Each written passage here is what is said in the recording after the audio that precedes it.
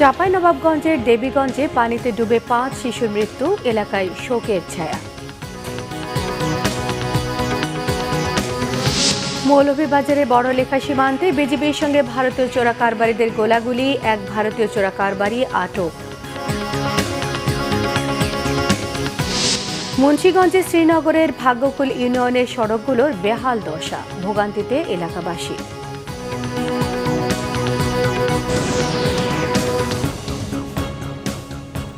দেখছিলেন সংবাদ শিরোনাম। চাঁপাইনবাবগঞ্জ সদর উপজেলার দেবীনগরে মরা পাগলা নদীতে গোসল করতে নেমে ৫ শিশুর মৃত্যু হয়েছে।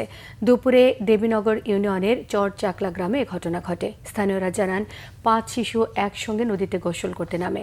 এক পর্যায়ে একজন শিশু পানিতে ডুবে যেতে থাকলে তাকে উদ্ধারের জন্য অন্যরা এগিয়ে যায়। এ সময় একে একে ৫ জনই পানিতে ডুবে যায়।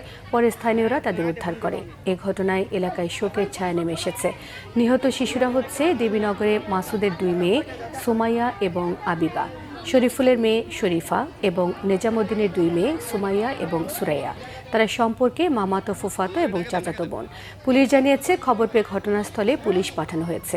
স্থানীয় চেয়ারম্যান মোহাম্মদ হাফিজুর রহমান জানিয়েছেন, এ ধরনের দুর্ঘটনা এ এলাকায় এই প্রথম। ৫ শিশুর মর্মান্তিক মৃত্যুতে পুরো এলাকায় শোকের পরিবেশ বিরাজ করছে। হাম ও উপসর্গে গত ২৪ ঘন্টায় সিলেটে আরও ৩ শিশুর মৃত্যু হয়েছে।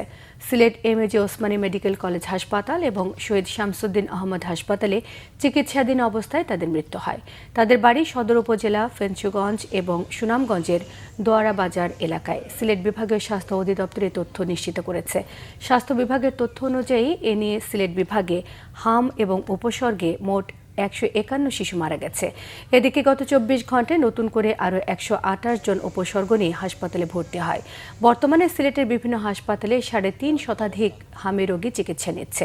শিশুদের টিকার আওতায় আনতে এবং আক্রান্তদের বিশেষ যত্ন নেয়ার বিষয়ে সাধারণ মানুষকে সচেতন করতে মাঠ পর্যায়ে কার্যক্রম বাড়িয়েছে স্বাস্থ্য অধিদপ্তর।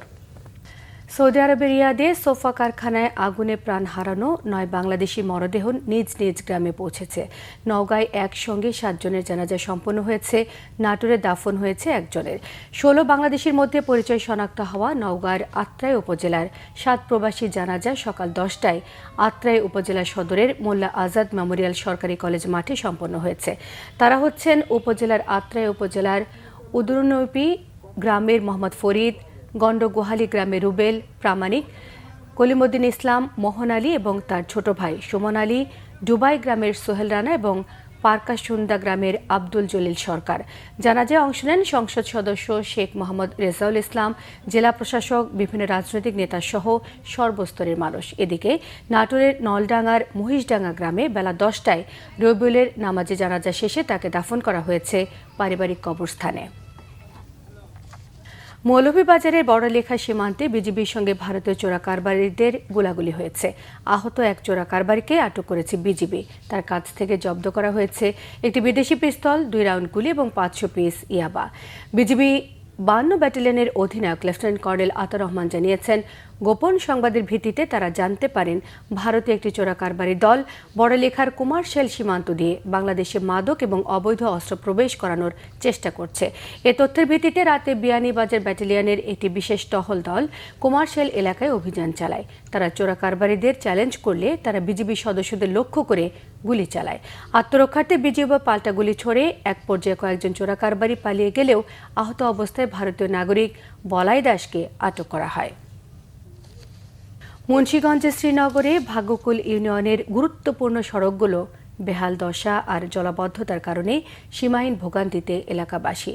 দ্রুত সংস্কার করে সড়কগুলো চলাচলের উপযোগী করার দাবি জানিয়েছেন স্থানীয়রা। মুন্সিগঞ্জ থেকে সোনিয়া হাবিব লাবরের তথ্য ছবি নিয়ে থাকছে বিস্তারিত। মুন্সিগঞ্জের শ্রীনগরের ভাগ্যকুল ইউনিয়নের ৪ ও ৫ নং ওয়ার্ডের সড়কের বেহাল চিত্র এটি। জলাবদ্ধতার কারণে মানুষের ভোগান্তি এখন চরমে। বর্ষার এই সময়টাতে প্রায় ২ মাস জলাবদ্ধ থাকে বটতলার সড়কটিতে। খানাখন্দে ভরা সড়ক সংস্কার না করার কারণে ১৭ বছর ধরে মানুষ ভোগান্তির শিকার হচ্ছে। সড়কে পানি বাড়লে বাধ্য হয়েই তাদেরকে বিকল্প সড়কে অনেক দূর ঘুরে যাতায়াত করতে হচ্ছে। খালের পাড়ও ভাঙতাছে, পুকুরের পাড়ও ভাঙতাছে। আমরা অটো নিয়ে আসতে পারতাছি না, একটা ট্রাক নিয়ে বালু, ইট, সিমেন্ট এগুলি আনতে পারতাছি না। 17 বছরের মধ্যে করিয়া দেয় নাই।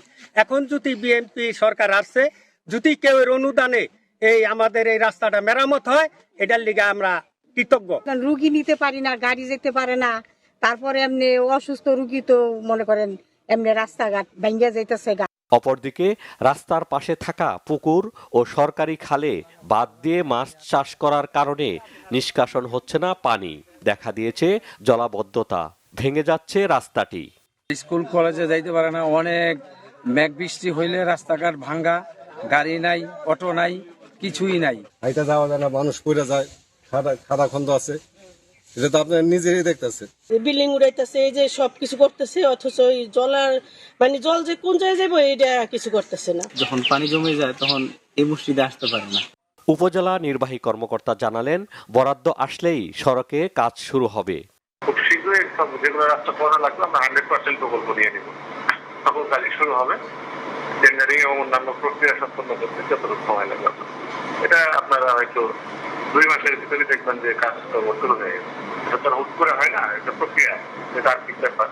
প্রকল্প নিতে হয়, সেগুলো যাচাই বাছাই করতে হয়, ইঞ্জিনিয়ারিং অফিসে সেটা প্রাক্কলন তৈরি করতে হয়। তারপর আমরা ওই ইন্সপেকশন করে দেখি যে ওইটা সঠিক জায়গায় নির্বাচন করা হয়েছে।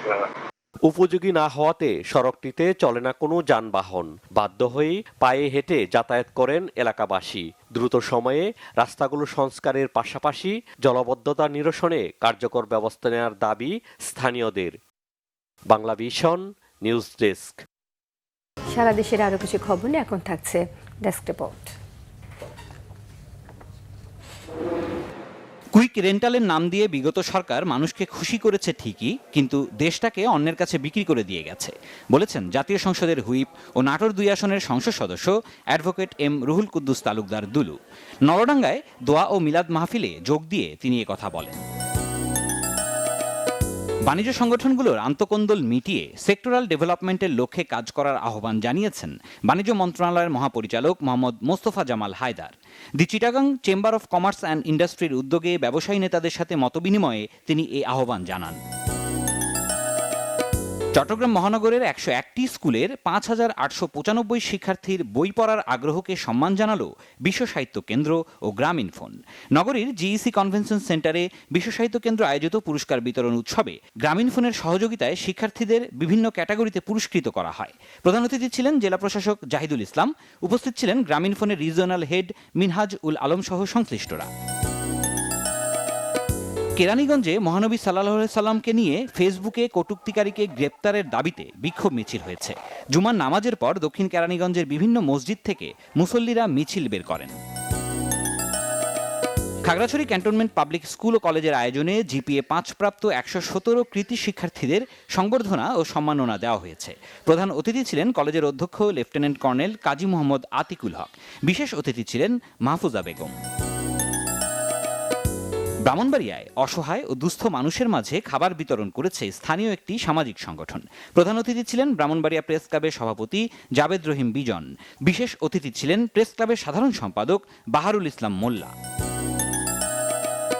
বরেণ্য চিত্রশিল্পী এস এম সুলতানের 102তম জন্মবার্ষিকী উপলক্ষে নড়াইলে 2 দিনব্যাপী সুলতান উৎসব শুরু হয়েছে। সকালে শহরের সুলতান মঞ্চ চত্বরে শিশুদের চিত্রাঙ্কন প্রতিযোগিতা অনুষ্ঠিত হয়। এতে 3 শতাধিক শিশু চিত্রশিল্পী অংশ নেয়। প্রধান অতিথি ছিলেন নড়াইল জেলা পরিষদের প্রশাসক মোস্তাফিজুর রহমান আলেক। সিলেটের বিয়ানীবাজারে অনুষ্ঠিত হয়েছে ঐতিহ্যবাহী নৌকা বাইচ। সোনাই নদীতে লাউতা বাহাদুরপুর যুব সমাজের আয়োজনে বসে নৌকা বাইচের এই আসর। এটি ছিল এই আয়োজনের 30তম আসর। বাইচ দেখতে নদীর 2 তীরে জড়ো হন হাজারো মানুষ। সিরাজ উম্মনি শুভ, বাংলা ভিশন নিউজ ডেস্ক।